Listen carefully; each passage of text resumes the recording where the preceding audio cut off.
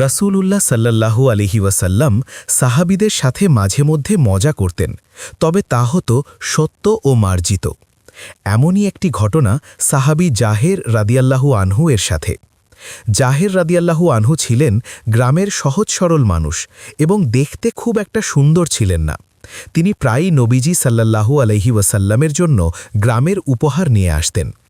নবীজি তাকে খুব ভালোবাসতেন এবং বলতেন, জাহের হলো আমাদের গ্রাম আর আমরা হলাম তার শহর।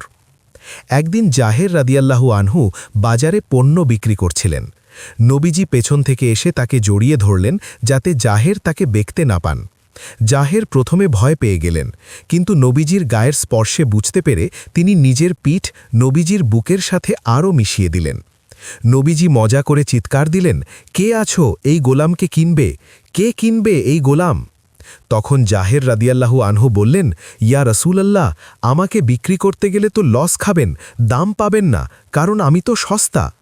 তখন নবীজি তাকে সান্ত্বনা দিয়ে এক মহান কথা বললেন, কিন্তু আল্লাহর কাছে তুমি সস্তা নও, আল্লাহর কাছে তোমার দাম অনেক বেশি। সূত্র, শামায়েলে তিরমিজি।